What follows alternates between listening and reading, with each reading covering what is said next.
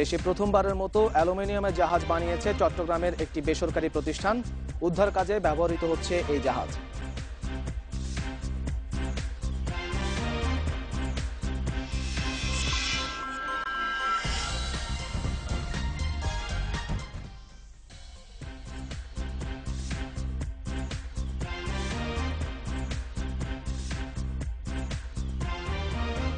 সাথে থাকার জন্য ধন্যবাদ। ফিরে এলাম 9টার বাংলাদেশে। জানিয়ে দিচ্ছি এবারে ব্যবসা বাণিজ্যের খবরাখবর।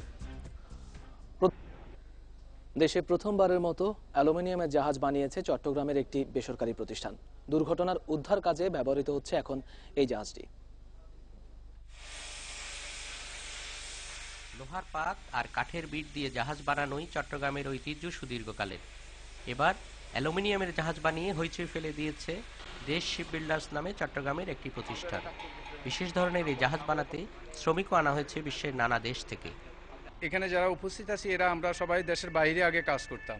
কেউ সিঙ্গাপুরে, মালয়েশিয়াতে, বাহরাইনে এবং দুবাইতে। এই প্রথম বাংলাদেশে আমরা অ্যালুমিনিয়ামের এই কাজটা করতেছি এবং আমরা একটা কাজ করে বর্তমানে আমাদের ভাসমান অবস্থাতে একটা টাগবোট সমুদ্রে আছে। বাংলাদেশে এই প্রথম আমরা সফলভাবে একটা অ্যালুমিনিয়াম ভেসেল বানিয়ে ভাসমান করতে পেরেছি।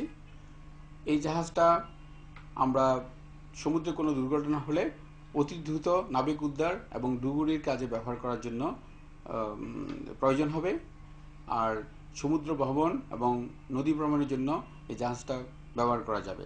প্রান্তিক এক্সপ্লোরার নামের এই অ্যালুমিনিয়ামের জাহাজে সমুদ্র ভ্রমণে নেমেছে অনেক পরিবার। শুনলাম যে এরকম একটা বোট আমাদের দেশে তৈরি হয়েছে, তারপরে বাচ্চাদেরও ছুটির দিন ছিল, সবাই বাচ্চাদেরকে নিয়ে বেড়াতে আসলাম এখানে, দেখে খুবই মজা লাগলো। এই বোটে চড়ে অনেক মজা করেছি, আমার খুব ভালো লেগেছে। সবাইকে আসলে বলা উচিত, কারণ এভরিবডি শুড এক্সপিরিয়েন্স লাইক এরকম একটা এক্সপিরিয়েন্স সবার করা উচিত। It's really nice. নির্মাতা প্রতিষ্ঠানের দাবি, জাহাজ তৈরির সময় যাত্রী নিরাপত্তার বিষয়টিকে সর্বোচ্চ গুরুত্ব দেওয়া হয়েছে।